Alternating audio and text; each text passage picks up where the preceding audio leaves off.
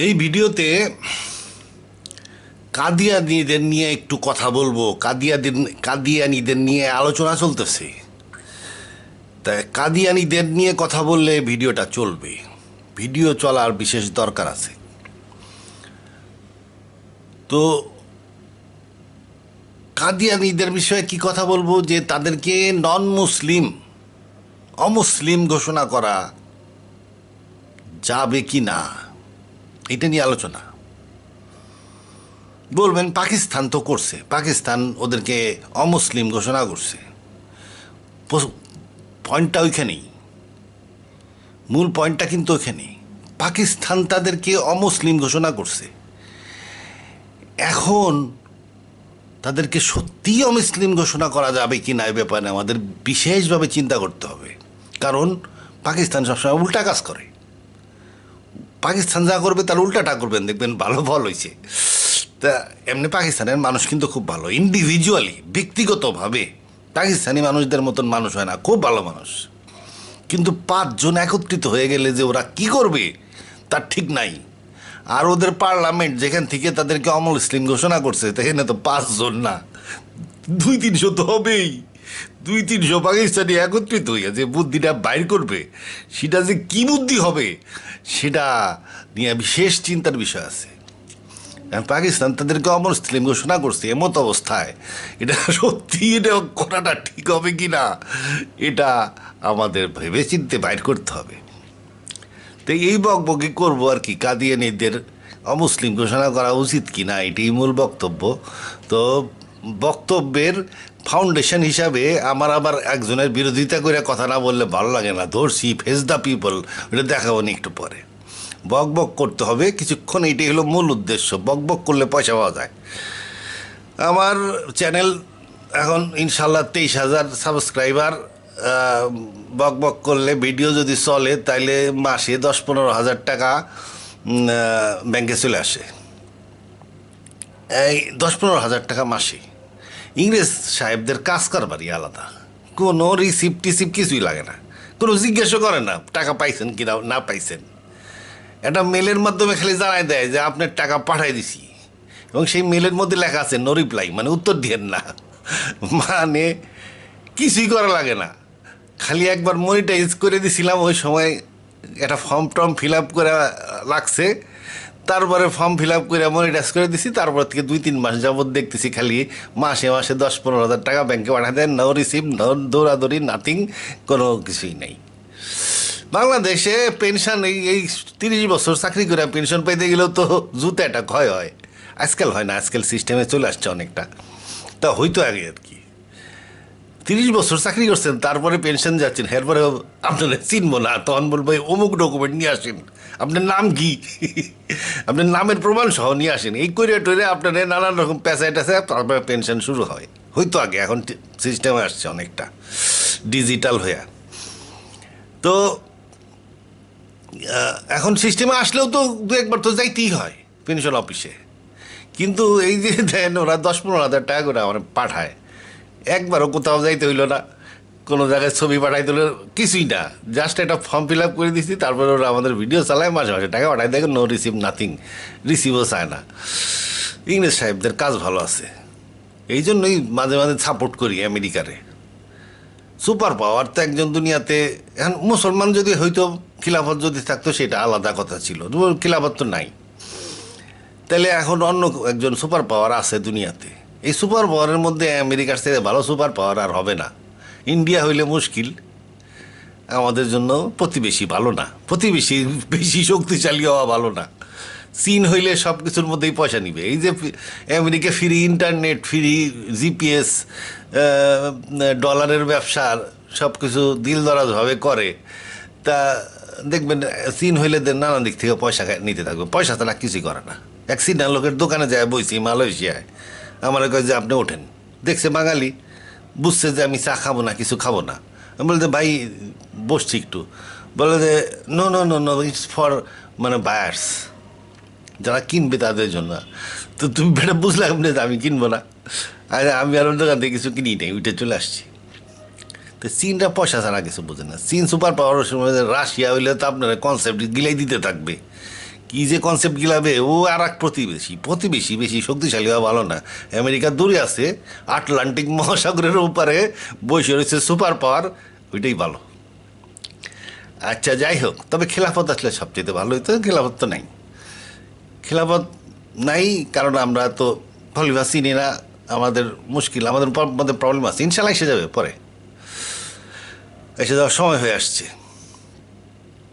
তা যাই হোক, এখন কথা হইল কাদিয়ানি বকবকি বাদ দিয়ে কাদিয়ানি বকবক শুরু করি। কাদিয়ানিদের দোষ দিচ্ছে হুজুরে, হুজুরে কাদিয়ানিদের দোষ দিচ্ছে। কাদিয়ানিদেরকে হুজুরে দোষ দিচ্ছে। এখন বাংলাদেশের হুজুর হলো সুন্নি, অধিকাংশ হলো সুন্নি। এই সুন্নিদের যে গতি লাভ করছে কবে, সুন্নিদের ভারত মহাবিশ্বে বর্ষের সুন্নিরা কবে গতি লাভ করলো? ওই দেওবান মাদ্রাসা প্রতিষ্ঠার মাধ্যমে সুন্নি ইজম বাংলাদেশের যেটা স্পেসিফিক বাংলাদেশি বা ভারতবর্ষের যে সুন্নিজম, এটা গতি লাভ করছে দেওবন্দের মাধ্যমে। দেওবন্দি হইতেছে মূল ভিত্তি, এখান থেকেই কনসেপ্ট আসে। এই যে সুন্নি গতি লাভ করছে, এটা কত সালে? দেওবন্দ প্রতিষ্ঠা হয়েছে 1866 সালে। এটা সালটা মনে রাখেন, 1866 সালে। আবার মনে করেন আহলে হাদিস কবে? ওই দেখবেন গতি লাভ করছে 1864-65 সালে। আহলে হাদিস তাহলে একটা হলো 66 সালে স্পষ্ট, কারণ ওটা তো মাদ্রাসা প্রতিষ্ঠা হয়েছে 1866 সালে, সুন্নি শক্তিশালী হওয়া শুরু হইল। আবার 1864-65 সালে শুরু হয়ে গেল আহলে হাদিস।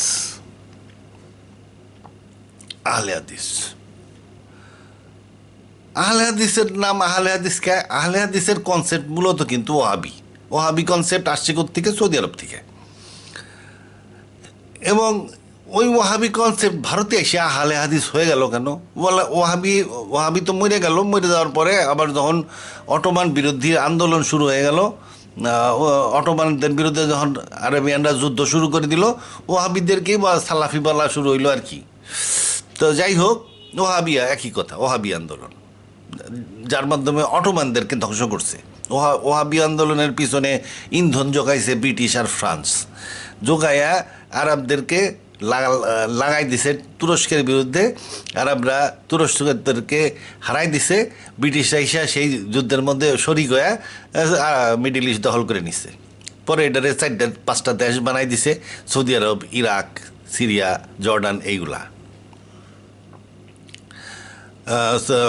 মক্কার যে শরীফ ছিল মদিনার মসজিদে, মক্কার মসজিদের ইমাম, তার 3 ছেলে 3 দেশ পাইল।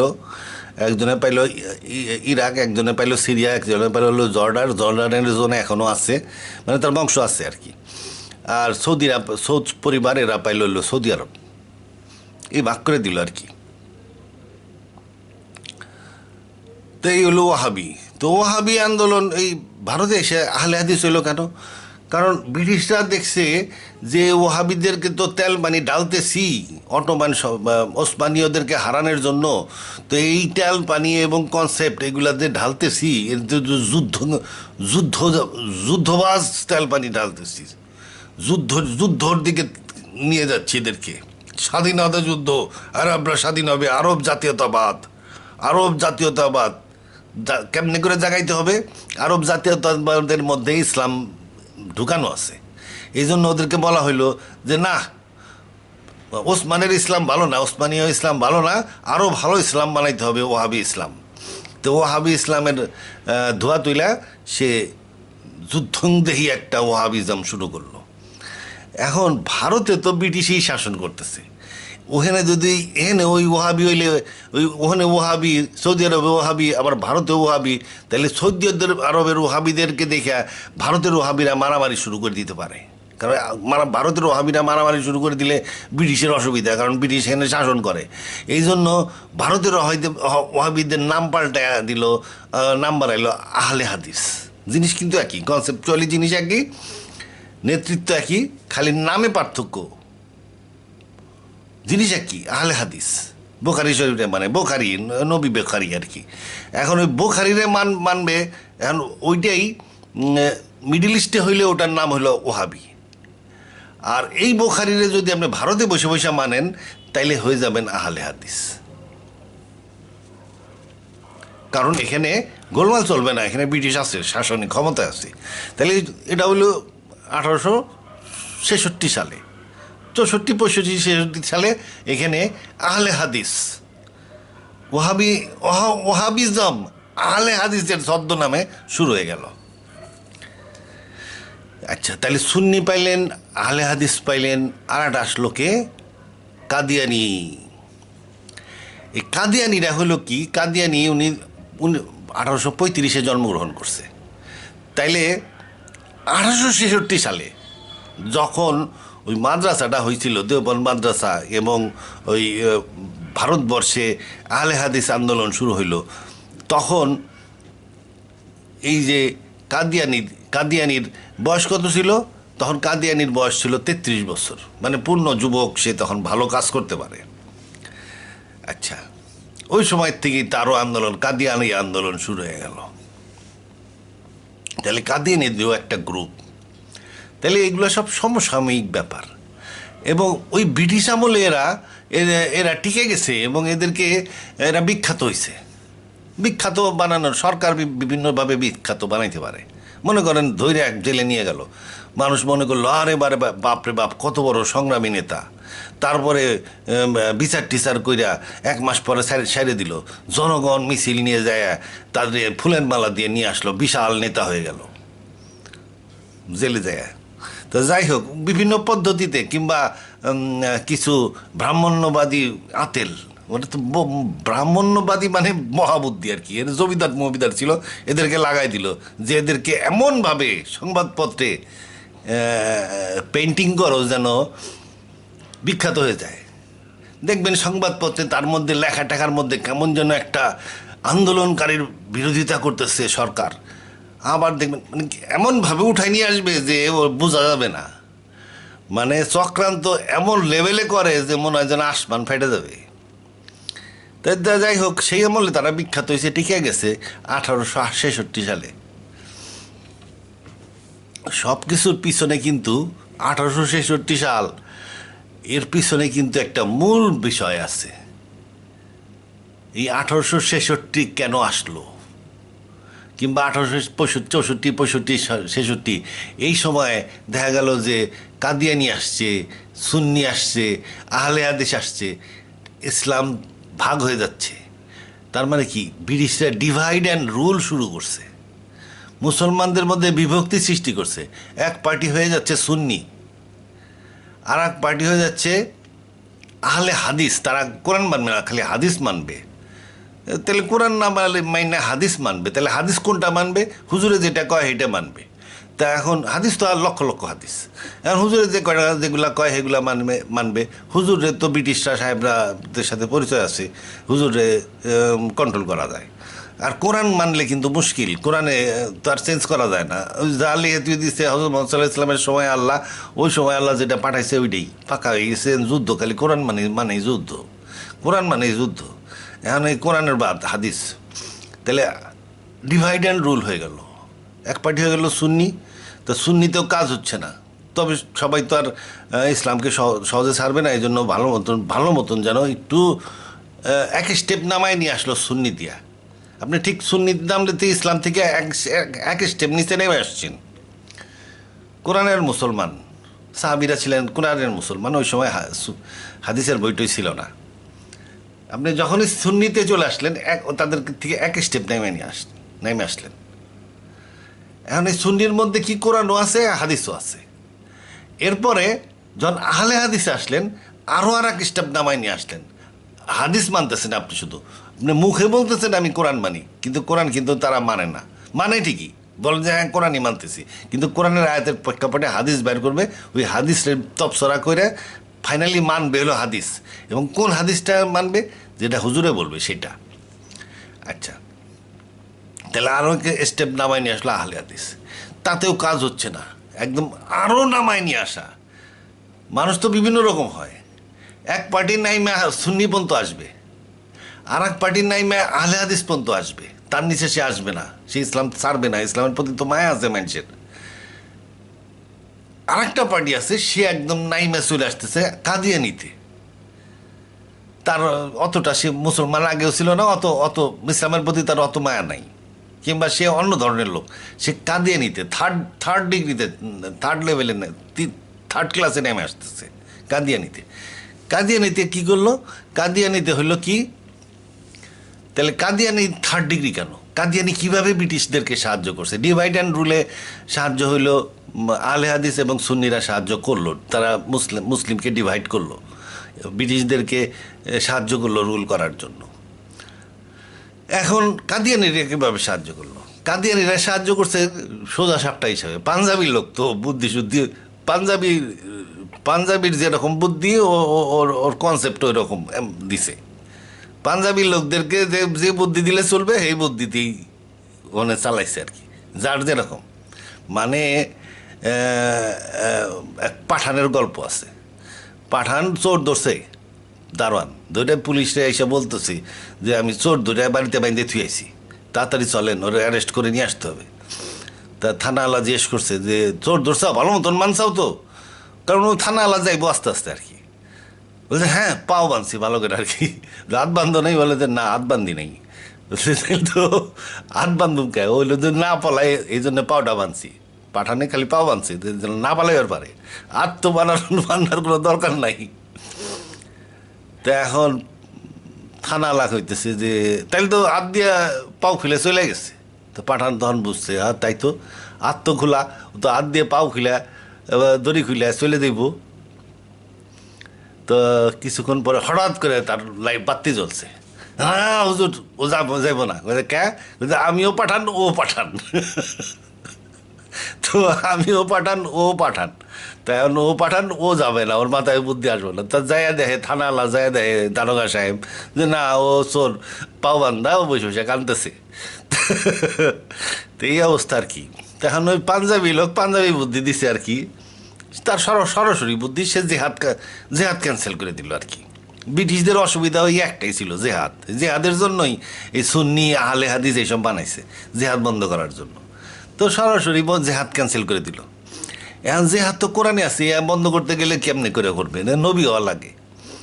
প্রথমে নিজের সে নবী দাবি কইল যে এই শেষ নবী না, রসুল্লাহ শেষ নবী না, সে ওই যে সিল অফ প্রফিট যে একটা কোরআনে আয়াত আসছে খাতামান নবীন, ওইটার একটা নতুন ব্যাখ্যা দিল। খাতামান নবীনের নতুন ব্যাখ্যা দেওয়া যায়। কোরআন হইল আসলে শেষ বই, বোঝা যায় যে এই যে বাইবেলের যে সিরিজ নেম আসছে তার শেষ বইটা কোরআন, সমাপনী পুস্তক। তো এই হিসাবে বলতে পারেন যে হ্যাঁ উনি খাতামান নবীন, ওনার কাছে বই শেষ হয়েছে। ইব্রাহিমের ঘরে যে বইগুলো আসছে সেই বইয়ের শেষ বইটা রসুলের কাছে আসছে। থার্ড টেস্টামেন্ট বলতে পারেন, লাস্ট টেস্টামেন্ট কোরআনকে। তো ওই সব ধরনের উদ্ভট থিরিমিউরি দিয়া সে বলে দিল যে রসুল্লাহ খাতামিন নবীন হইল, আরও নবী আসবে, তো আমি নবী। সে প্রথমে নবুয়ার দাবি করছে। নবুয়ার দাবি করে এখন হালে পানি পায় নেই, কারণ রসুল্লাহ এতবার বলছে যে আমি শেষ নবী, আমার পরে আর নবী আসবে না, যে ওইটা খায় নাই মানছে। তো ইয়া তো খাওয়ানো গেল না। এখন ইয়া খাওয়ানো না গেলে এখন কেমনি করে যে হাত বন্ধ করবে? তখন সে আবার বলল যে সরি ভুল হয়ে গেছে, আমি শেষ নবী না। ওই দাবি সে বাদ দিয়েছিল, শেষ নবীর দাবি সে বাদ দিয়ে দিল। আসলে শেষ নবীর আগে প্রথমে সে নিজের আল্লাহ দাবি করছিল, আর নিজের আল্লাহ টাল্লাহ দাবি কইরা, মানে ওই পীরের লাইনে আর কি। পরে সে শেষ নবী দাবি কইরা যে হাত ক্যান্সেল করার বুদ্ধি এটা করলো। তারপরে শেষ নবী বাদ দেওয়ার পরে সে জেহাদ ক্যান্সেল হয়ে শেষ নবী মাইনসে খায় না। তোর বলে না শেষ নবী না, আমি ইমাম মাহাদি। আচ্ছা, ইমাম মাহাদি হয়ে সে যুদ্ধ মতো, মানে যা যুদ্ধ সব আমি করে হারাই দিলাম, আর যুদ্ধ নাই। তখন ইমাম মাহাদির সাথে যে ঈসা নবী আসার কথা, এই ঈসা নবী আসে নাই। এখন কি করব?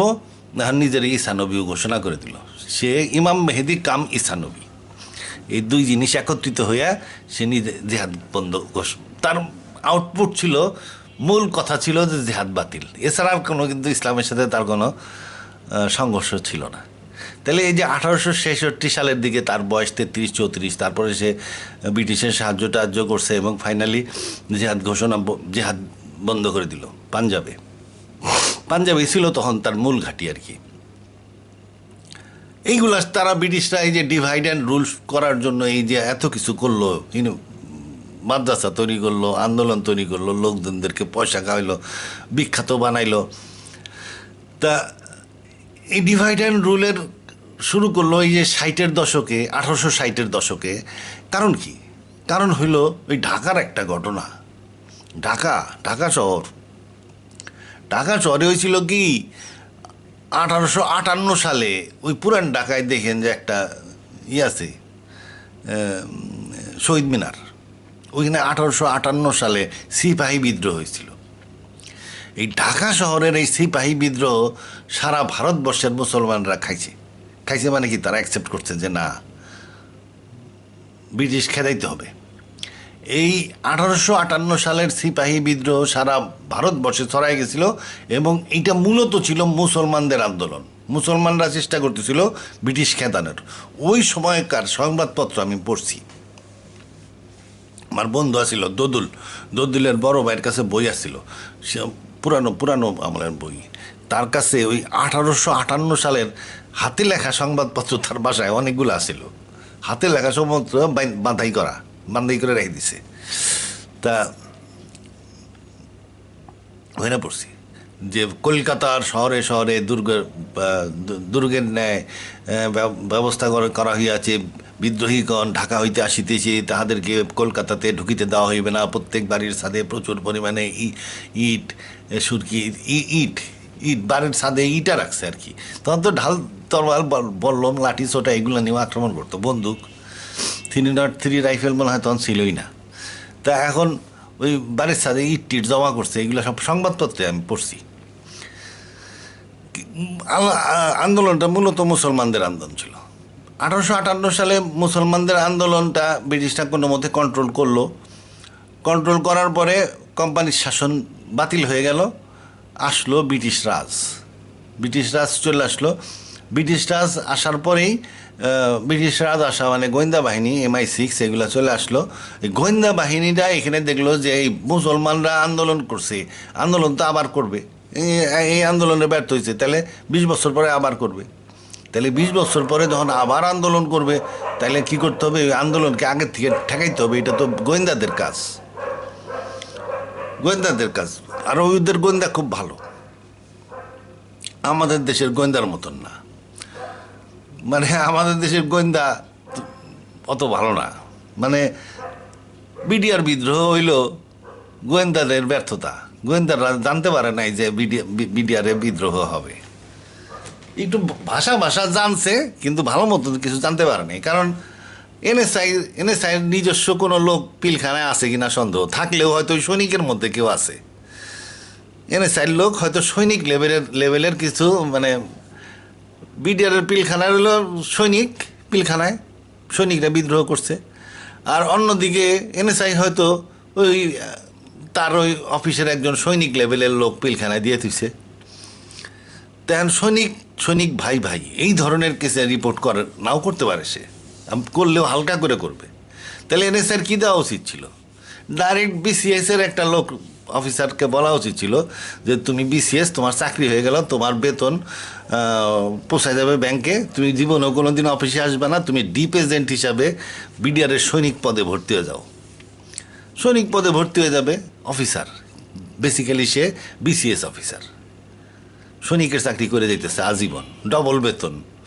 এনএসআই থেকে সে বিসিএস অফিসারের বেতন পাইতেছে, প্রমোশনও পাইতেছে গোপনে, আবার এদিকে পিলখানায় বিডিআরের চাকরি করেও বেতন পাইতেছে, ডবল বেতনে চাকরি করতেছে আর কি। ডিপ এজেন্ট যদি আলাদা জাতের জিনিস হইতো তাহলে পুরা খবর পিলখানার থেকে চলে আসতো, কিন্তু ওরা রাখে হইলো ওই একই জাত। যাই হোক, ব্রিটিশের গোয়েন্দা অনেক উন্নত, তারা ওই ডিভাইড অ্যান্ড রুল করে দিছে। আপনার হুজুরের মধ্যে এই হুজুর যেগুলা প্রতিষ্ঠাতা হুজুর, দেখবেন যে ওই হুজুরের মধ্যে অনেকে আছে একেবারে অরিজিনাল ব্রিটিশের প্ল্যান্টেড, একেবারে গোড়ার থেকে আসছে, এমনভাবে আসছে যে ছোটোবেলায় হয়তো পাঠাই দিছে, 9 বছর বয়সে মাদ্রাসায় ভর্তি করে দিচ্ছে, বড় হইয়া পইরা টইরা হুজুরের মেয়েরে বিয়ে করে দেখা গেল যে বিরাট বড় একজন আলেম হয়ে গেছে। সেই আলেমরে বিখ্যাত করার জন্য সংবাদপত্রে টত্রে মিডিয়া সাপোর্ট দিয়া সেই আলেম একজন বিখ্যাত আলেম হয়ে গেল, আপনি চিনেন তাকে আলেম হিসাবে, কিন্তু সে কিন্তু ডিপ এজেন্ট গোয়েন্দা বিভাগের। আচ্ছা, যাই হোক,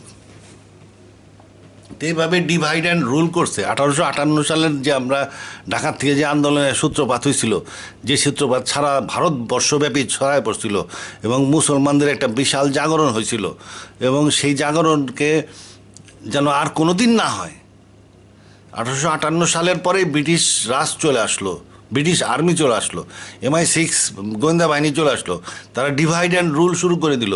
প্রথমেই এই সুন্নি স্কুল অফ থট, আহলে হাদিস school of thought, Qadiani school of thought, এইগুলা জাগায় দিল, মুসলমানদের মধ্যে বিভেদ সৃষ্টি করে দিল।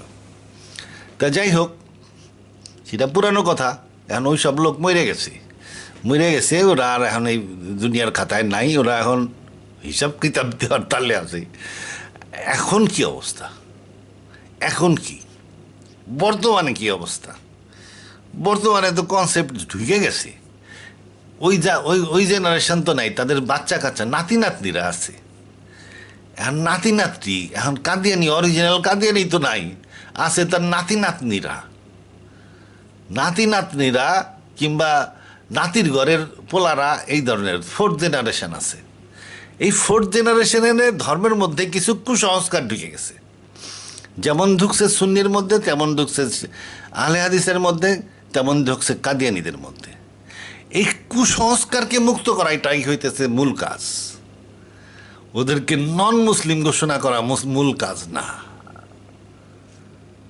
আপনি নন মুসলিম ঘোষণা করে দিলেন, হে ইসলাম থেকে চলে গেল, তখন ওই ইহুদি মোসাদ মনে করবো পাইছি রে, একটা গ্রুপ পাওয়া গেছে, একেবারে ভালো গোয়েন্দা হইতে পারবে, একেবারে দেখতে দেখতে সব ওদের মতন, আপনি ও পিক আপ করে ফেলবে ব্রিটিশ MI6 আর মোসাদ, ওরে দিয়ে দেখবেন যে আপনার বিরুদ্ধে কাজ করতেছে, আপনি টের পাইতেছেন না। ওই অরিজিনালি এসে হয়তো দেখা গেল কাদিয়ানি আপনার মসজিদের ইমাম সাহেব হয়ে বসে রয়েছে। তা যাই হোক,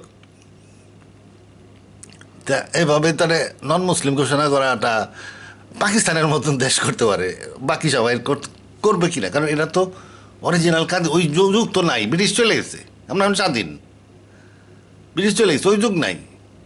ব্রিটিশরা যে অকাম করছিল এবং সেই সাথে অকামের যারা সহায়তা দিছিল, তাদের শিক্ষাটা আমাদের ধর্মের মধ্যে রয়ে গেছে। অতএব আমাদের ধর্মের শিক্ষাকে ঠিক করতে হবে। কাউরে নন মুসলিম ঘোষণা করা ঠিক হবে না, এটা 1 নম্বর কথা। 2 নম্বর কথা, নন মুসলিম ঘোষণা কে করতে পারে? নন মুসলিম ঘোষণা করতে পারে কে? সরকার পারে না। পাকিস্তানের পার্লামেন্ট পারে না। কোনো মানুষকে নন মুসলিম বা মুনাফিক ঘোষণা শুধুমাত্র খলিফা করতে পারে,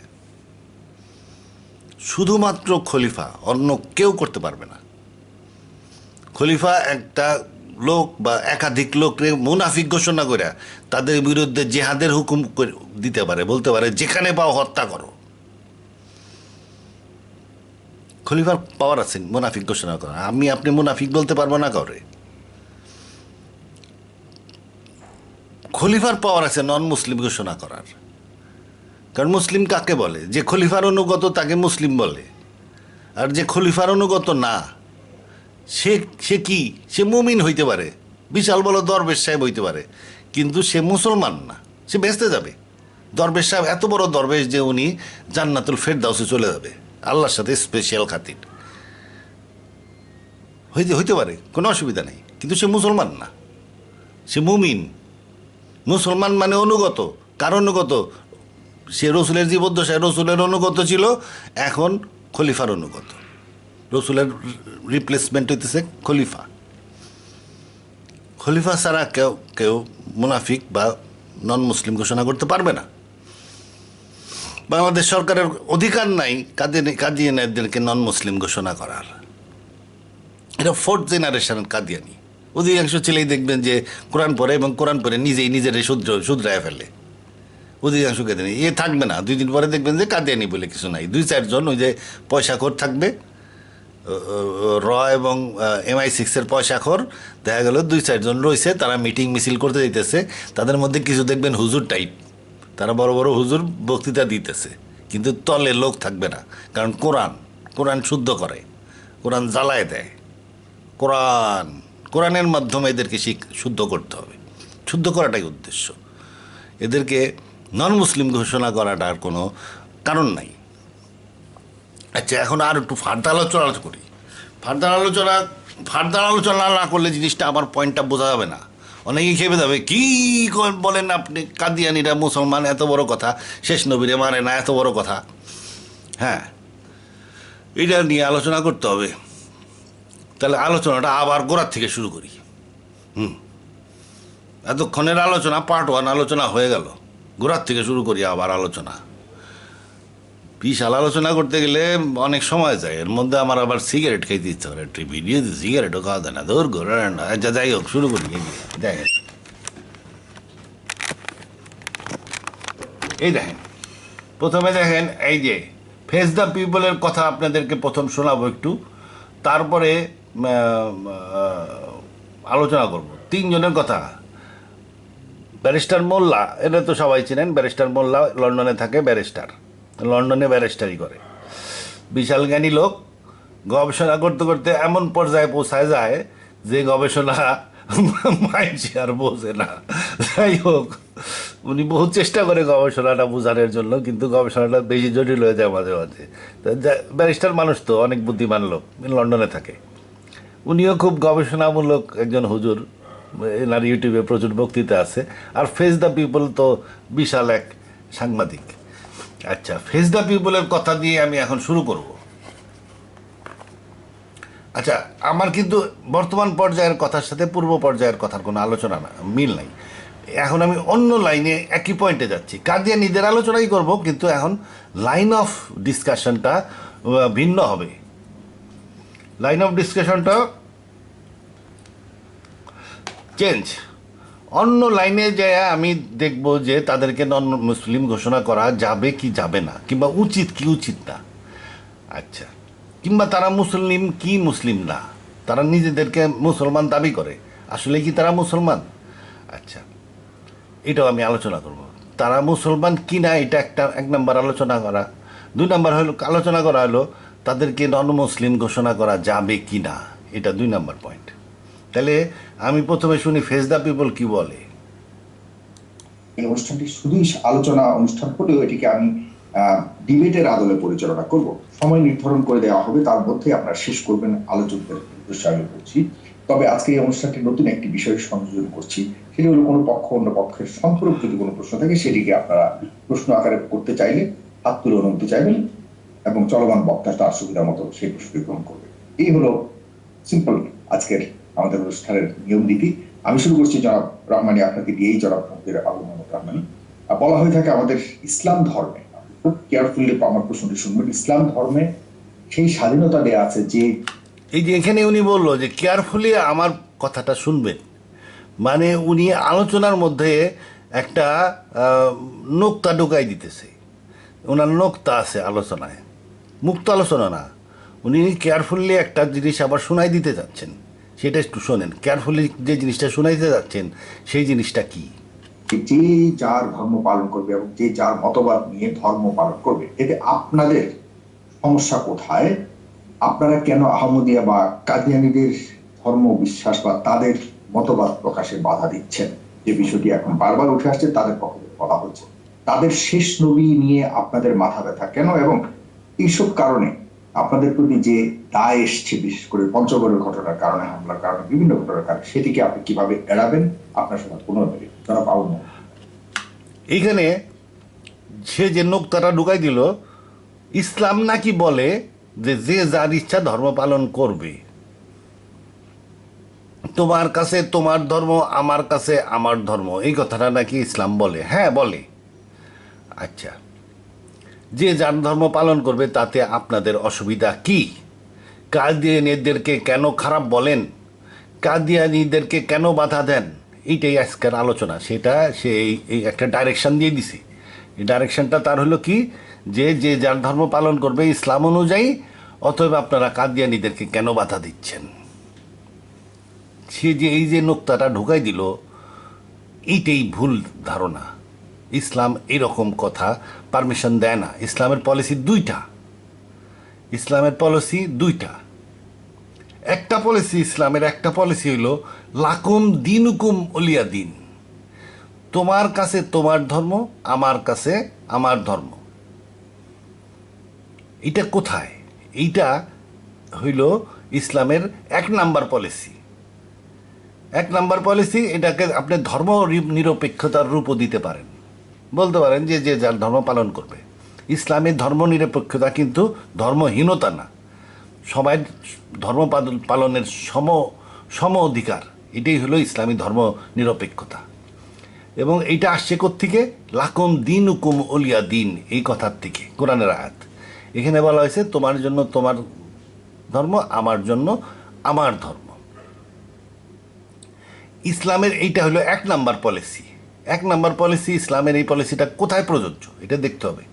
কোরআন শুধু পলিসি দেয় নাই, প্রযোজ্য সময়, প্রযোজ্য ক্ষেত্র আপনার ওই কোরআন থেকেই বের করতে হবে। এইটা হইল ওই সময় বা ওই স্থান, সময় বা স্থান, স্থানকাল, ওই সময় বা ওই স্থানের জন্য এটা প্রযোজ্য যেখানে বা যখন ইসলাম দুর্বল। ইসলাম দুর্বল অবস্থায় মুসলমানদের পলিসি কি হবে? তোমার জন্য তোমার ধর্ম, আমার জন্য আমার ধর্ম।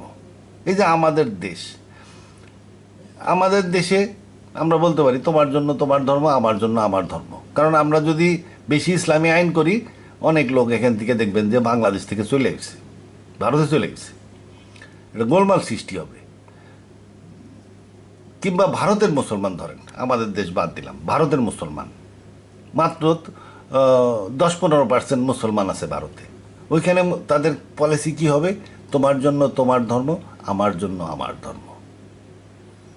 এটা মুসলমানদের দুর্বল অবস্থায়। কিন্তু মুসলমানদের সবল অবস্থায় এই পলিসি না। মুসলমানদের সবল অবস্থায় পলিসি ভিন্ন। মুসলমানদের সবল অবস্থা কি? যে না আমি শক্তি পাইলাম আর অমনি পলিসি চেঞ্জ করে দিলাম, তা কিন্তু না। সবল অবস্থার মধ্যে বলতেছি মুসলমানদের একটা নিজস্ব এলাকা আছে। আল্লাহ মুসলমানদেরকে একটা এলাকা দিছেন, সেই এলাকায় পলিসি ভিন্ন। মুসলমানদের একটা নিজস্ব, পৃথিবীটা আল্লাহর। আল্লাহ যখন মুসা আলাইহিস সালাম রে সমুদ্র পার করে নিয়ে আসলেন কেনানে, তখন আল্লাহ বললেন যে এইটা তোমার ভূমি। ইহুদিরা এখনো বলে যে তাদের প্রমিসড ল্যান্ড, আল্লাহ প্রমিস করছে যে হ্যাঁ ইসরায়েল, বা এখন যে ইসরায়েল বা প্যালেস্টাইন যাই বলেন না কেন, এটাকে তারা প্রমিসড ল্যান্ড বলে। কারণ ওদের ধর্মগ্রন্থে লেখা আছে, কিংবা তাদেরকে বলা হয়েছে যে তোমাদেরকে ফেরাউনের কবল থেকে বাঁচায় নিয়ে আসলাম, এই যে ইসরায়েল, এই এলাকায় তোমরা থাকবে, এটা তোমাদের জমি, এখানে তোমরা থাকবা। তার মানে প্যালেস্টাইনদেরকে খেদাই দিয়ে থাকবা, তোমরাই শুধু থাকবা, এরকম কথা তো আল্লাহ কয় নাই।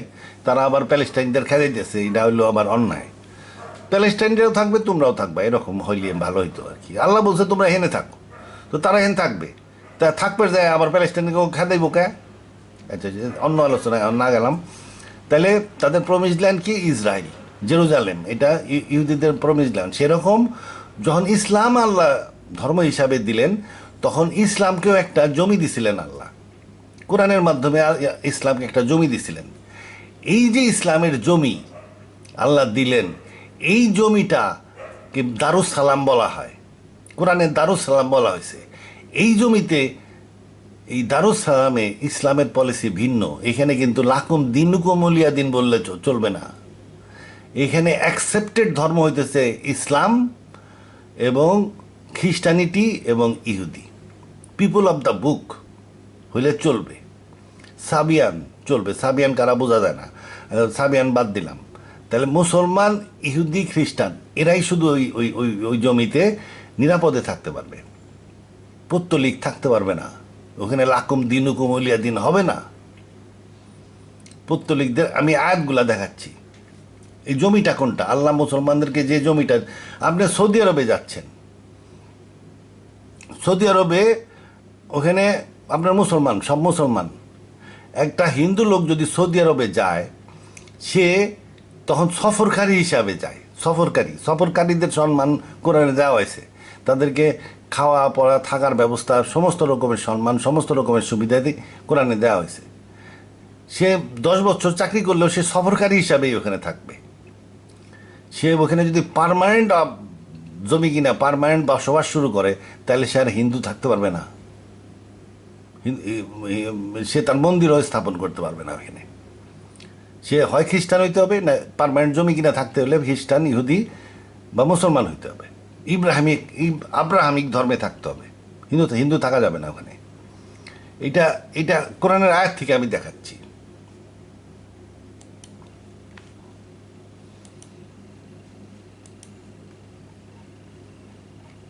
এটা আমি আগেও দেখাইছি। এই যে এই আয়াতটা দেখেন, 6 নম্বর সূরার 92 নম্বর আয়াত, and this is a book which has been send down, মানে কোরআন। তাহলে কোরআনকে দেওয়া হয়েছে কিসের জন্য? দ্যাট দাও মে, তুমি ধর্মপ্রচার করবা, want the mother of the cities, শহরের মা এবং এর আশেপাশে যারা আছে তাদের মধ্যে তুমি ধর্মপ্রচার করার জন্য আমি কোরআন দিছি। তাহলে কোরআনের এলাকা কোনটা? শহরের মা এবং আশেপাশের এলাকা।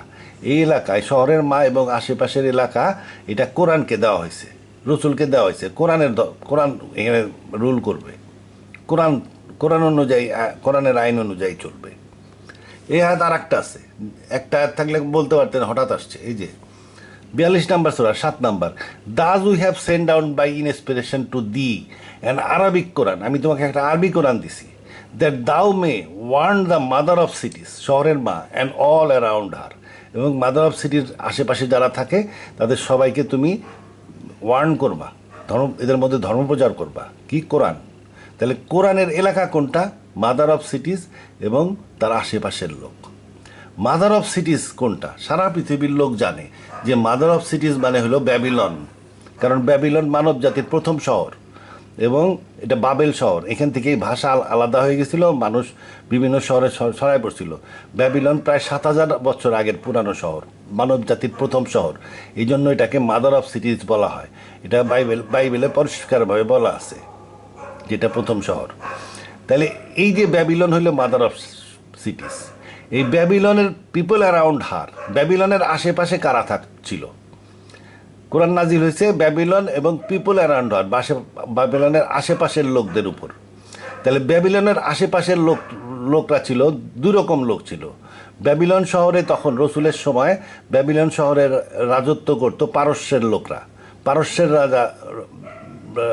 রাজারা তখন ব্যাবিলন থেকে শাসন করত, পারস্য সম্রাট। আর ছিল কারা? আরবের লোকরা, এই যে ইরাক, এই আরবের লোক। তাহলে আরবের লোক কোন পন্থ? এই মরক্কো পন্থ, এই পন্থ, এই মিডিল ইস্ট থেকে মরক্কো পন্থ ছিল রোমের আন্ডারে।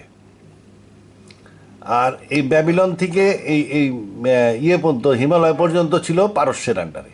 তাহলে রোম সাম্রাজ্য, রোম বাইজেন্টাইন সাম্রাজ্য এবং পারস্য সাম্রাজ্য, এই দুইটা সাম্রাজ্য রসুলকে দেওয়া হয়েছিল।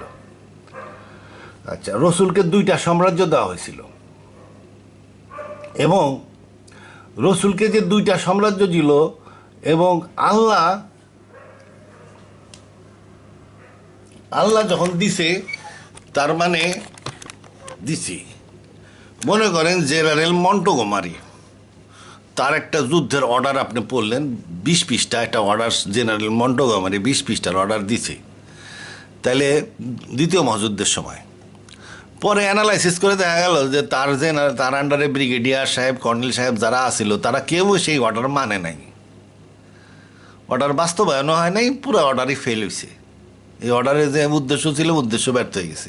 তাইলে কি বলবেন আপনি যে মন্টোগোমারি একটা আহাম্মক জেনারেল ছিল, তার অর্ডার তার অধীনস্থরাও শুনে নাই এবং তিনি যে উদ্দেশ্যে অর্ডার দিয়েছিলেন সেই উদ্দেশ্য বাস্তবায়ন হয় নাই। তাহলে মন্টু কুমারী ছিল একজন আহাম্মক জেনারেল, যার কোনো কিছুই বাস্তবায়ন হয়নি। হুদা উনি বকবক করে একটা 22 পৃষ্ঠার অর্ডার লিখছিলেন, ক্লার্কের সময় নষ্ট করছিলেন। কিন্তু এটা আপনি বলবেন, কিন্তু আল্লাহ কিন্তু কোরআনে একটা অর্ডার দিছে। অর্ডার দেওয়ার পরে আল্লাহর অর্ডার এদিক ওদিক হয় নাই, বাস্তবায়ন হয়েছে। একদম যেভাবে অর্ডারটা দেওয়া হয়েছে ওইভাবেই বাস্তবায়ন হয়েছে। আল্লাহ বলছে, ওই মোহাম্মদ আমি তোমারে দিলাম আরবি কোরআন, ধর্ম প্রচার করবা ব্যাবিলন এবং আশেপাশের লোকদের মধ্যে। ব্যাবিলনের আশেপাশের লোক কারা ছিল? পারস্য সম্রাট এবং রোম সম্রাট। দুই সাম্রাজ্য মুসলমানরা দখল করে নিছে, রসুলের সাহাবিরা দখল করে নিছে। পারস্য সাম্রাজ্য হটাই দিল, রোম সাম্রাজ্য হটাই দিল। এই যে দুইটা সাম্রাজ্যর এলাকা, পারস্য সম্রাট এবং রোম সম্রাটের এলাকা, যেটা শুরু হইল মরক্কোর থেকে শেষ হইল হিমালয়ে যায়, এই এলাকাটা প্র্যাকটিক্যালি মুসলমানরা দখল করে নিয়েছিল কয়েকদিনের মধ্যেই, রসুলের ওফাতের কিছুকালের মধ্যেই। এবং এই এলাকায় মুসলমানদের পলিসি কিন্তু লাকুম দিনুকুম ওলিয়া দিন না, এইখানে লাকুম দিনুকুম ওলিয়া দিন চলবে না। লাকুম দিনুকুম ওলিয়া দিন ছিল আগে মক্কায়, যখন নাকি কুরাইশরা রসুলের খালি পিটাইতেছিল। রসুলের তো মারে নাই, উনি সম্মানী লোক ছিলেন, গোত্রপতির নাতি ছিলেন, তারে মারতে পারে নাই। একবার নারী বুড়ি তার গাড়ের উপরে উঠাই দিছিল নামাজের সময়। কিন্তু তারে যারা মানছে, অনুসরণ করছে, তার মধ্যে থেকে যারা গরিব মানুষ ছিল, এগুলারে এক কেড়ে এসে পলায়া সব আবুসনিয়ায় চলে গেছিল, ভীষণ অত্যাচার শুরু করছিল। কিন্তু যখন মরক্কোর থেকে হিমালয় পর্যন্ত বিজয় হয়ে গেল, তখন হাজ্জাজ চলে আসলো। হাজ্জাজ সাহেবের কাছে কিন্তু লাকুম দিনুকুম ওলিয়া দিন কইলে আপনি হাজ্জাজ আপনারে ওখানেই কাবাদের শরীফাতে আল্লাহু আকবার করে দিত। যাই হোক, আল্লাহ কি বলছে এ ব্যাপারে, এইটাই হলো আসল কথা। হাজ্জাজ কি বলছে সেটা তো আসল কথা না।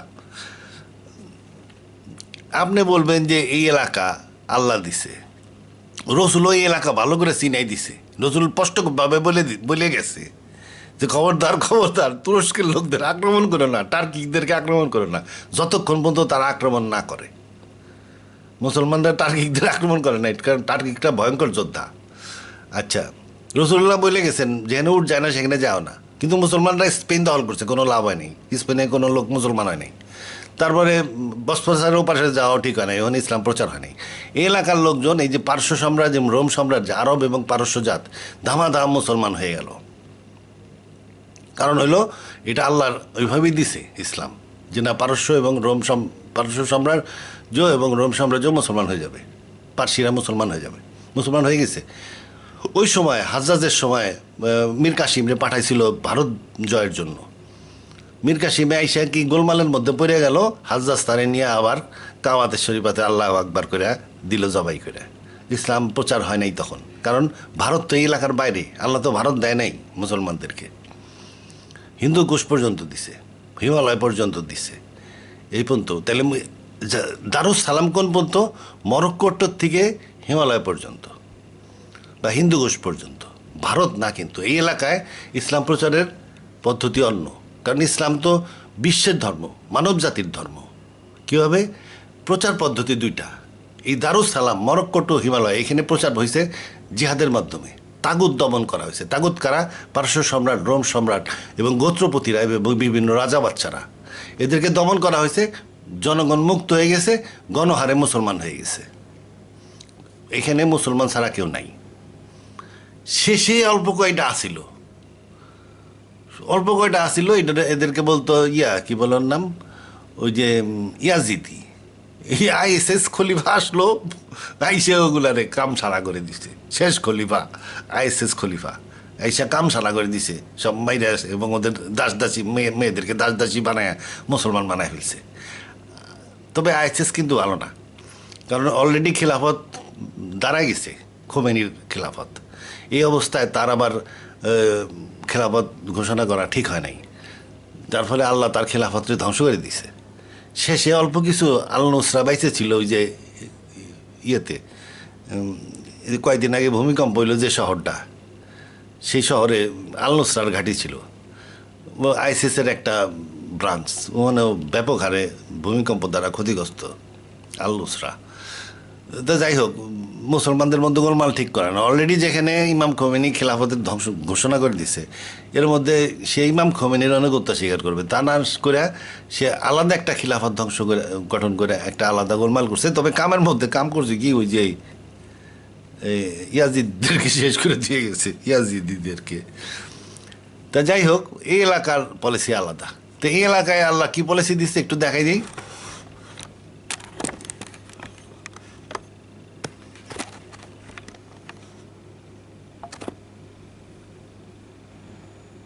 এই এলাকা হলো এই যে এইটা, fight those who believe not in God and last day, মানে পৌত্তলিকদের বিরুদ্ধে যুদ্ধ করো।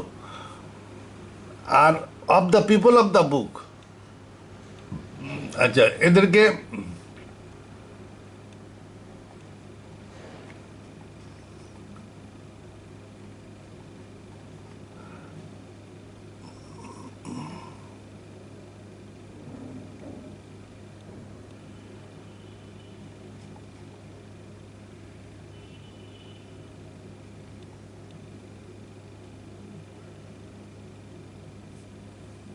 Fight those who believe not in the God, মানে আল্লাহরে যারা বিশ্বাস করে না তার বিরুদ্ধে ফাইট করো। মানে পৌত্তলিকদের বিরুদ্ধে এই এই এই আদেশ দেওয়া হলো যে তাদেরকে বিরুদ্ধে যুদ্ধ করতে হবে। তাহলে এই যুদ্ধ তো কোন বন্ধ করতে হবে, যতক্ষণ পর্যন্ত সে পৌত্তলিক থাকে। মানে যে সে যখন নামাজ, কোরআন আর এক আয়াত আছে, যখন নামাজ আদায় করবে, জাকাত দিবে, তখন তারে ছাড়ে দিবা। নামাজ আদায় পড়ান, সালাত প্রতিষ্ঠা করা এবং জাকাত দেওয়া, তার মানে কি সে মুসলমান হলে তারে ছাড়ে দিবা, তার আগে ছাড়বা না, তার আগে ফাইট করতেই থাকবা। ফাইট করতে করতে সে হয় মুসলমান হয়ে সালাত আদায় করবে এবং জাকাত দিবে, নাহলে যুদ্ধ করতে করতে সে মরে যাবে। এটা হলো পৌত্তলিকদের বিরুদ্ধে কোরআনের পলিসি। কোন এলাকায়? এই এলাকায়, অন্য এলাকায় না, কিন্তু ইন্ডিয়ায় না, ইউরোপে না, আফ্রিকায় না, এই এলাকায়, দারুসালামে, মরক্কো টু হিমালয়। আচ্ছা, আর কি? Of the people of the বুক, মানে ইহুদি খ্রিস্টান যদি হয়, জিজিয়া দিয়ে দিলে তারা ছেড়ে দিও, বর্ষতা শিয়ার। এই এলাকা খ্রিস্টানরা দখল করতে পারবে না, এখানে মাতব্বরী খ্রিস্টানরা নিতে পারবে না। তারা এখানে বর্ষতা স্বীকার করে এখানে থাকতে হবে এবং জিজিয়া দিতে হবে। জিজিয়ার পরিমাণ জাকাতের পরিমাণের প্রায় সমান, মানে সময় বেশি হইতে পারে। তাইলে এই এলাকায় লাকুম দিনুকুম ওলিয়া দিন চলবে না।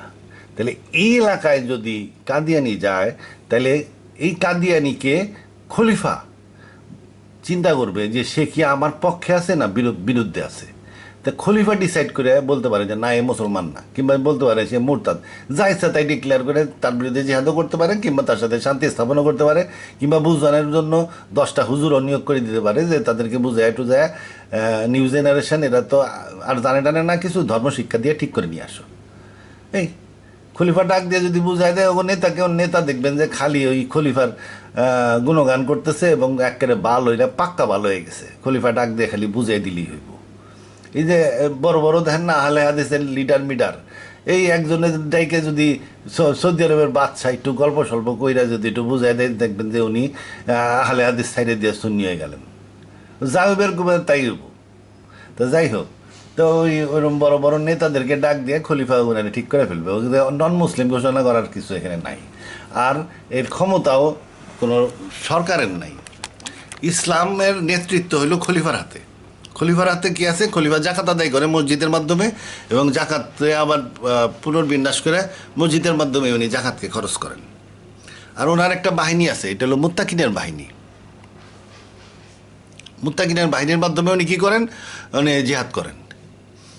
এই যে যেমন মনে করেন খোমেনি তো এখন শিয়ারদের মধ্যে থেকে উনি দাঁড়াইছেন, খলিফার মতনই কাজ করতেছেন। এই যে ওনার মুত্তাকিনের বাহিনী আছে, কোথায় যে জিহাদ করে, এই যে লেবাননে আছে হিজবুল্লাহ, তারপরে ইয়েমেনে আছে আর এক বাহিনী হুতি বাহিনী, তারপরে হামাস, এদেরকে উনি অস্ত্রশস্ত্র দিয়া, তারপরে ইরাকে অস্ত্র দিতেন, আমেরিকার বিরুদ্ধে জিহাদ করছেন, আফগানিস্তানে অস্ত্র দিয়া আইএসএস আইআরজিসি দিয়ে জিহাদ করাইছেন। খলিফার কাজ হলো বিভিন্ন জায়গায় জিহাদ করা আর জাকাত আদায় করা এবং বিতরণ করা। উনি সরকার প্রতিষ্ঠাও করেন না, সরকার চালানো না। ইরানের নির্বাচিত সরকার আছে, তারা ইরান চালায়। ইরানের নিজস্ব একটা সেনাবাহিনীও আছে, ওটা কিন্তু খলিফার সেনাবাহিনী না। ইরান একটা দেশ হিসাবে ইরানের সরকার আছে, প্রেসিডেন্ট আছে, আর্মিও আছে। বিচার ব্যবস্থাও আছে, এর সাথে খোমেনির সম্পর্ক নাই। খোমেনি হলো কি শিয়াদের ইমাম হিসেবে উনি ইরানে থাকেন এবং সব শিয়া কমিউনিটিকে উনি উপদেশ দেন। শিয়া ইমামরা কিংবা খোমেনি সরকার প্রতিষ্ঠা করেন না, কোনো দিন করবেনও না। যেমন হুতি লিডার, সে কিন্তু কোনো দিন নির্বাচনও করবে না, পার্লামেন্টে এমপিও হবে না, মন্ত্রীও হবে না, রাষ্ট্রপতি হবে না, উনি ইমাম। হিজবুল্লাহ উনি কোনো দিন লেবাননের এমপিও হবেন না, মন্ত্রীও হবেন না, রাষ্ট্রপতিও হবেন না, ইমাম।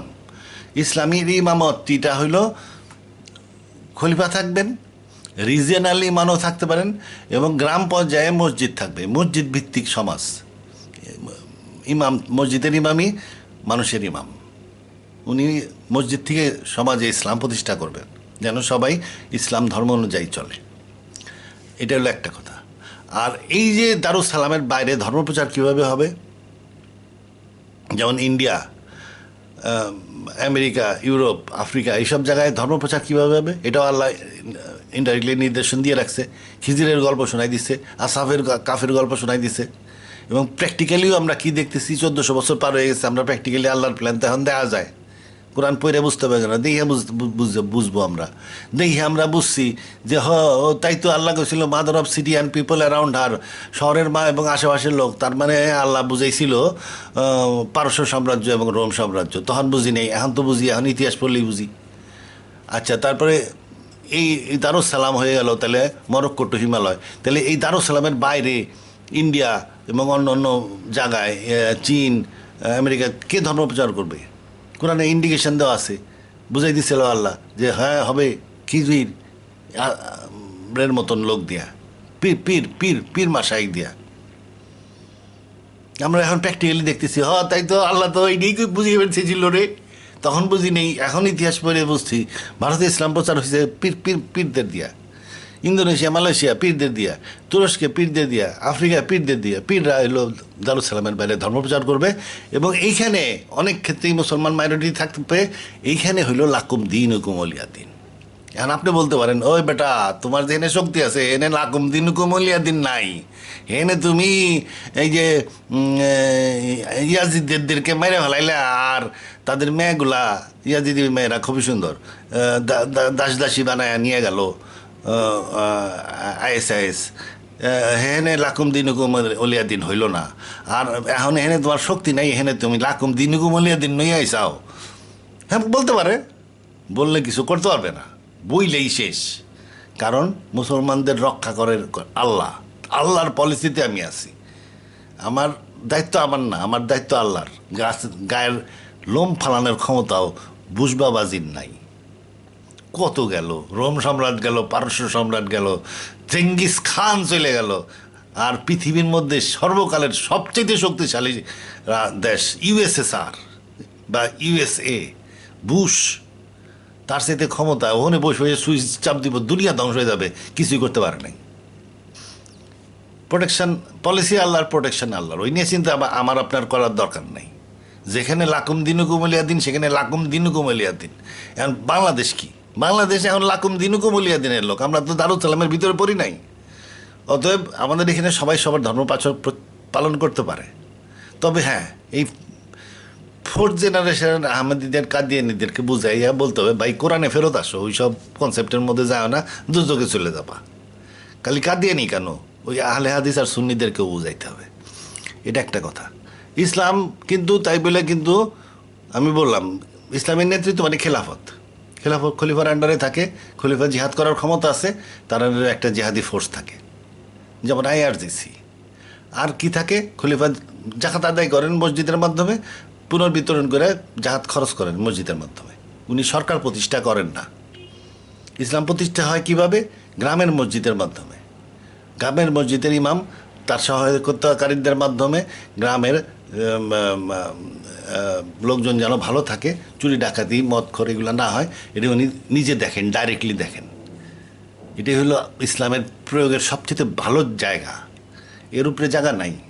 আপনার রাষ্ট্রীয় পর্যায় থেকে ইসলাম ইমপ্লিফাই করা যায় না। ইসলাম ইমপ্লিফাই করতে হবে গ্রাম পর্যায়ে এবং গ্রামের মসজিদ থেকে। তাইলে আল্লাহ একদম প্রায়োগিক টু দ্য পয়েন্টে বলে দিছে যে কি করতে হবে। সরকার প্রতিষ্ঠা ইসলামের কাজ না। সরকার কি করে? রাস্তাঘাট বানায়, ড্রেন বানায়, হ্যান বানায়, ত্যান বানায়, ব্রিজ বানায়, ও সরকার অর্থনীতি চালায়, ঘোরানা দিয়ে এগুলো ইসলামের কিছু হইল নাকি? ওই এমপি হয়েছে, এমপি হয়ে যায় মন্ত্রী হইব, মন্ত্রী হইতে গ্যাসটাইতে মন্ত্রী হইব, তারপরে কি করব? হয় অর্থমন্ত্রী, টাকা পয়সা নিয়ে গুনতে গুনতে জীবন শেষ, নাইলে বিধি সেতু মন্ত্রী খালি সেতু নিয়ে দৌড়াদৌড়ি, আর মানুষে খালি চোর চোর চুরি করতে চাস, আসলে হয়তো চুরি করে নাই, ভালো মানুষ হুদাহুদি তারে বদনাম করতেছে, কারণ টাকা পয়সার ব্যাপার। রাস্তাঘাট, পূর্তমন্ত্রী এ নয় ড্রেন পানি আটকে গেলেই মানুষে তারে গেল দেয়। তারপরে কি খাদ্যমন্ত্রী, পেঁয়াজের দাম বাড়লে কাম ছাড়া।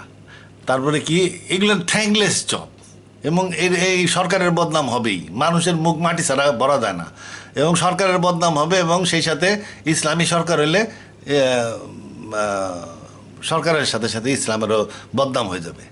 তারপরে ওই সরকারের যখন পতন হবে তখন মানুষ ধরে নিবে ইসলামের পতন হয়ে গেছে, যেমন তুরস্কই ছিল।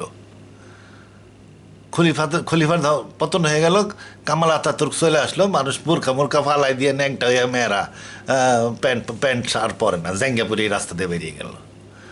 হ্যাঁ, তাই এখন এই ইসলাম সরকারের পতনের সাথে সাথে ইসলামের পতন হওয়া সারা। এই জন্য ইসলাম সরকার গঠন করার উপদেশ দেন। রসুল্লাহ মুকুট ছিল না, ওনার সিংহাসন ছিল না, ওনার সেরিমোনিয়াল পাহারাদার ছিল না, ওনার বেতনভুক্ত আর্মি ছিল না, ওনার পুলিশ ছিল না, উনি কোর্ট স্থাপন করেন নাই, ওনার পার্লামেন্ট ছিল না, ওনার মন্ত্রী পরিষদ ছিল না। বলবেন উনি এলাকা দখল করছেন, দারুসালাম মরক্কো টু হিমালয় আল্লাহ তাকে দিয়েছিল, উনি ওই এলাকা দখল করছেন। কেন দখল করছেন? তাগুত দমনের জন্য। তাগুত কেন দমন করছেন? ইসলাম যাতে মানুষ মুক্ত হয়ে ইসলাম গ্রহণ করতে পারে, এই পর্যন্তই। এরপরে উনি সরকার গঠন করেন নাই, বিভিন্ন এলাকায় গভর্নর পাঠাইছেন, এরা জাকাত কালেকশনের গভর্নর এবং মানুষকে ধর্ম শিক্ষা দেওয়ার গভর্নর। এটা সরকার প্রতিষ্ঠার গভর্নর না।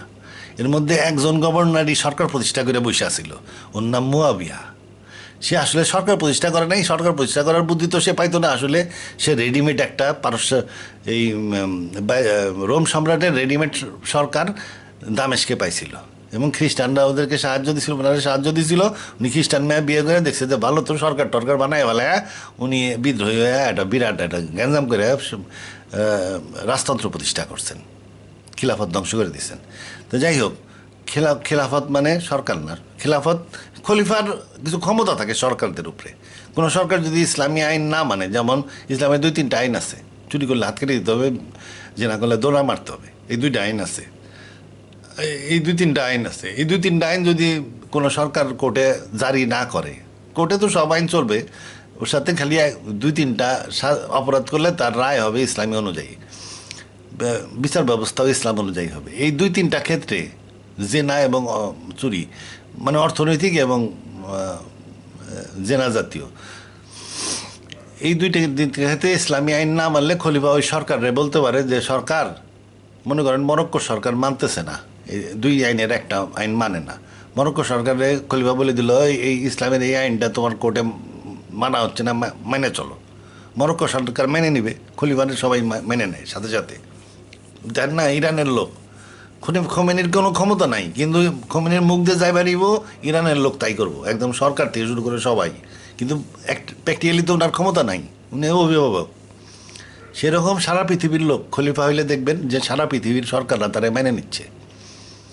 আর যদি না মানে, তখন খলিফা জিহাদ ঘোষণা করতে পারে, ওনার জিহাদ করার একটা ফোর্স থাকে। ওই সরকাররা বলতে পারে যে তোমার বিরুদ্ধে জিহাদ, তোমার যুদ্ধ করে হারাই দিব, কিংবা অন্য কোনো পলিটিক্যাল পার্টিরও কয়ে দিতে পারে যে তোমারে আমি সাপোর্ট দিলাম, তাকমা দিয়ে দিলাম, তুমি ওরা যুদ্ধ করে হারাই দিয়ে তুমি সরকার গঠন করো, ইসলামী সরকার। যেমন এই দেশ দখল করে নিয়েছিল শেরশাহ, তখন হুমায়ুন কী করলো, চলে গেল ডাইরেক্ট পারস্য, ওখান থেকে পারমিশন নিল খলিফা তার তকমা দিয়ে আসলো, হুমায়ুন তকমা নিয়ে ভারত চলে আসলো। হুমায়ুন যখন তকমা নিয়ে ভারত চলে আসে, তখন সমস্ত মুসলমান, এমনকি শেরশাহ সৈন্যরা দেখছে আরে হুমায়ুন তকমা পেয়ে গেছে, খিলাফত উনি খলিফা হুমায়ুনের রাজা ঘোষণা করছে, এখন তো শেরশাহে মানা যাবে না, শেরশাহে মানলে তো দুযুগে যাইতে হবে। শেরশাহ তো এখন তাগুত হয়ে গেছে, কারণ শেরশাহ দেখতে দেখতে দেখা গেল নাই হয়ে গেছে, শেরশাহ হারিয়ে গেল, হুমায়ুন আবার জিতে গেল। কারণ কি, খলিফার তকমা নিয়ে আইছিল উনি, ইরান গেছে, ইরান থেকে উনি খলিফার সাথে যোগাযোগ করে তকমা নিয়ে ভারত চলে আসে, আবার যা ছিল তাই রাজা হয়ে গেল। তাহলে খলিফার এই ক্ষমতাটা আছে, উনি যে সরকার ইসলাম মানে না তাদেরকে উনি বিরুদ্ধে জেহাদ করতে পারেন। ইসলাম ধর্মে দুইটা নেতৃত্ব আছে, একটা হলো খলিফা মূল নেতৃত্ব, আর একটা হলো মসজিদের ইমাম, এটা হলো মূল নেতৃত্ব। মধ্যে যোগাযোগ রক্ষা করার জন্য মিডিল লেভেলের নেতৃত্ব থাকতে পারে। এই মিডিল রিজিয়নাল নেতৃত্ব যারা, এরা সরকার গঠন করে না। ইসলাম শিখতে হবে আয়াতুল্লাহদের থেকে, কারণ ইরান কোনোদিন পরাধীন হয় নাই, ওইখানে কোনোদিন 1858 সালের গোলমালও হয় নাই, বিভিন্ন ধরনের ডিভাইড অ্যান্ড রুলের পলিসিও ওখানে কেউ অ্যাডাপ্ট করতে পারে নাই। ওখানে ইসলাম কোরআন অনুযায়ী গড়ে উঠছে। কোমের শিক্ষা খুব ভালো শিক্ষা, ইরাকের শিক্ষাও খুব ভালো শিক্ষা। তো যাই হোক, এখন বলতে পারেন যে তারা শেষ নবীকে মানে না। শেষ নবীকে মানা না মানার সাথে একটা লোক যদি শেষ নবী না মানে, তাহলে কিন্তু সে তার ধর্ম যায় না। মুমিন কাকে বলে? যে এক আল্লাহরে বিশ্বাস, পরকালে বিশ্বাস, এই দুইটা জিনিস বিশ্বাস করলে সে মুমিন হয়ে যায়। এই যে কোরআন শরীফে দেখে,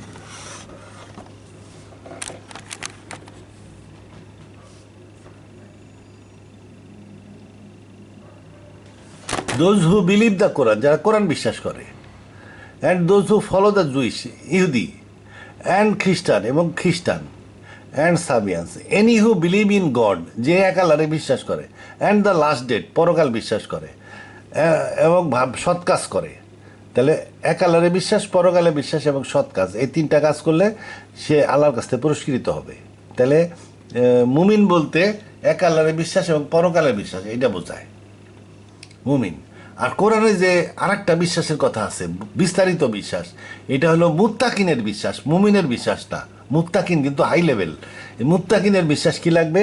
this is the book is the guidance sure without doubt to those of মুত্তাকিন। এই ফিয়ার গড লেখছে, আসলে এটা ফিয়ার গড না, এটা মুত্তাকিন।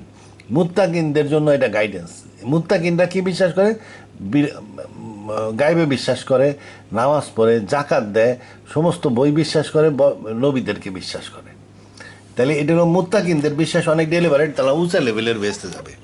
কিন্তু মুমিনের বিশ্বাস এক আল্লাহরে বিশ্বাস, পরকালে বিশ্বাস করলে হয়। এখন ওই যে বেটা কাদিয়ানি, সে তো এক আল্লাহরে বিশ্বাস করে, পরকালেও বিশ্বাস করে, অত ধুম করে তারে কাফের বলা যাবে না, যেহেতু সে এক আল্লাহরে বিশ্বাস করে, পরকালে বিশ্বাস করে। সে নবীরে বিশ্বাস করে কি করে না, সেটা জন্য সে কাফের হবে না। নাহলে এই আয়াতে তো নবীর কথা উল্লেখ নাই, স্পষ্টভাবে আয়াতে বলা হয়েছে যে বিশ্বাস করে এক আল্লাহরে, পরকালে এবং ভালো কাজ করে, সে বেঁচতে যাবে। সে ইহুদি হলেও, খ্রিস্টান হলেও বা মুসলমান হলেও। ইহুদি তো রসুল্লাহরে বিশ্বাস করে না, খ্রিস্টানরা হয়তো রসুল্লাহরে বিশ্বাস করে না, হযরত সাল্লাল্লাহু আলাইহি ওয়াসাল্লামরে। তা সত্ত্বেও তো এই আয়াত অনুযায়ী তারা বেঁচতে যাচ্ছে। তার মানে রসুলের বিশ্বাস করা মাস্ট না, বেঁচতে যাওয়ার জন্য বাধ্যতামূলক না। মুসলমানদের জন্য বাধ্যতামূলক, অন্য লোকের জন্য জন্মগতভাবে যদি সে কাদিয়ানি হয় এবং তার বাপ মা যদি শিখায় থাকে যে না রসুল শেষ নবী না, তাহলে তার জন্য সেটা তাকে সহানুভূতির দৃষ্টিতে দেখতে হবে যে না, সে ভুল শিক্ষা পাইছে, তার শিক্ষাকে ঠিক করতে হবে। আর